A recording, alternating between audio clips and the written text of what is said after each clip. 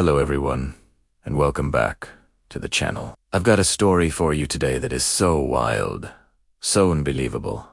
You're gonna have a hard time thinking it's real, but I assure you, every single word is true. It is the story of how the Vice President of my Homeowners Association tried to sell my house right out from under me, without my permission. Yes, you heard that right. Grab your popcorn, because this is a long and twisted tale. It all started about 3 years ago when my husband and I bought our dream home. It was perfect. A nice little yard, a quiet street, friendly neighbors.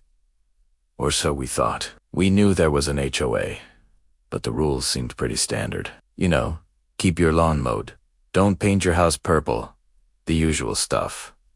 We paid our dues on time and never had a single issue. For the first 2 years, it was peaceful. We loved our home, and we loved our community. Then, everything changed.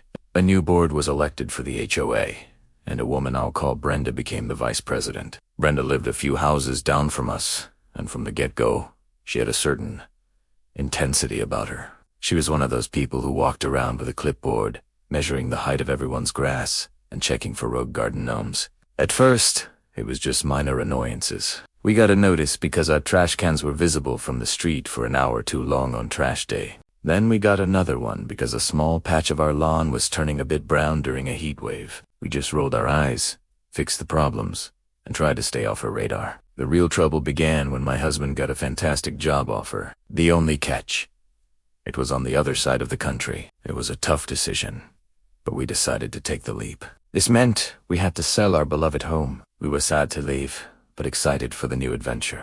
We hired a real estate agent, a wonderful woman named Sarah, who got our house listed right away. The house went on the market on a Friday. By Saturday afternoon, we already had a full-price offer from a lovely young family.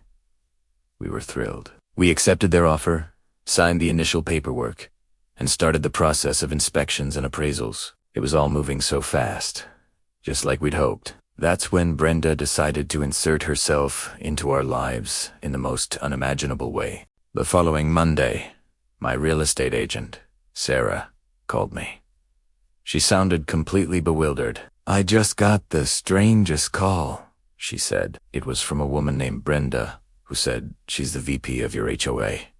She told me that you are not authorized to sell your house, and that any sale agreement is invalid.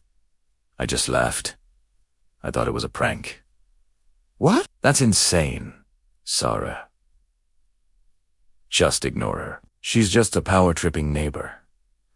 Sarah agreed it was bizarre, but said Brenda sounded dead serious. She'd even threatened to get lawyers involved if Sarah continued to illegally represent the property. We brushed it off as an empty threat. We had every legal right to sell our home. But Brenda wasn't bluffing. A few days later, the for sale sign in our yard vanished. We assumed it was just some kids, so we had Sarah put up a new one. The next day, that one was gone too. This time, our next-door neighbor called. He said he saw Brenda march into our yard, pull the sign out of the ground, and march off with it. Now, I was furious. I called Brenda directly. The conversation was surreal. She calmly informed me that, as per the HOA bylaws, which she claimed she was rewriting all, home sales had to be personally approved and managed by her, the vice president, to maintain community standards. She said she needed to vet all potential buyers to make sure they were the right fit for our neighborhood. She told me she had already rejected the family who made an offer on our house.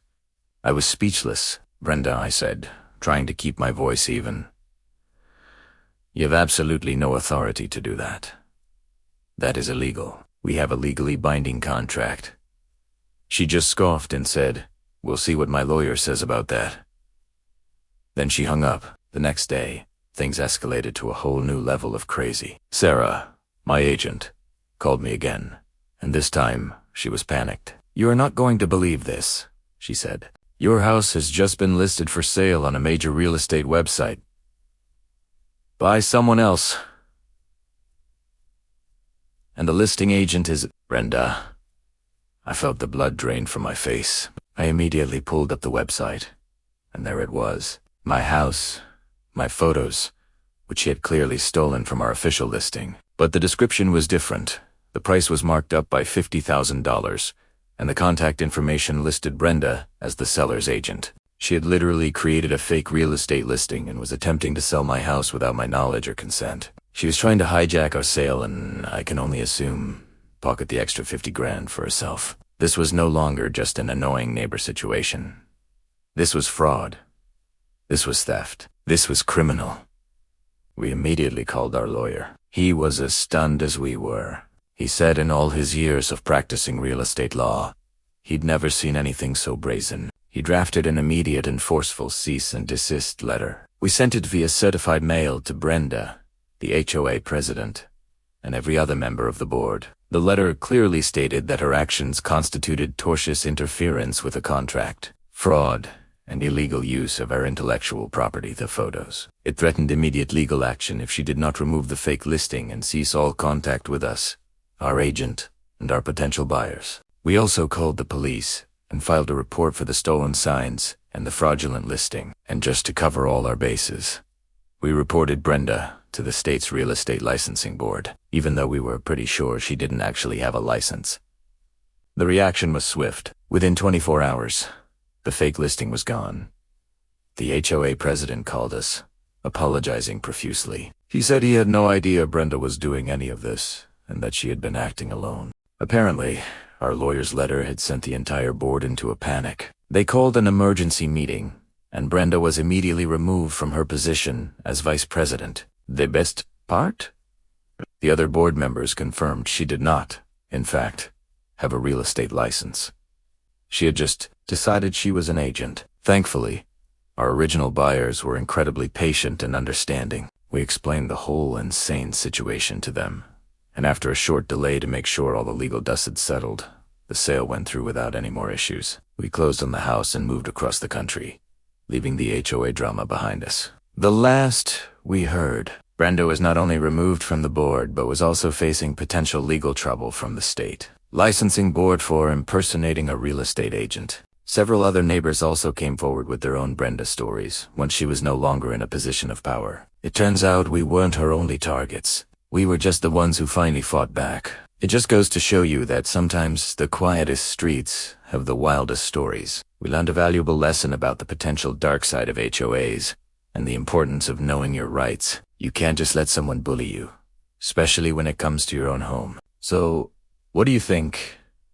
Have you ever had a crazy HOA story? Let me know in the comments below. I'd love to hear them. This experience was a nightmare, but looking back, it's also a pretty incredible story to tell. Thanks so much for listening. If you enjoyed this, please give the video a thumbs up, and don't forget to subscribe for more content. See you in the next one.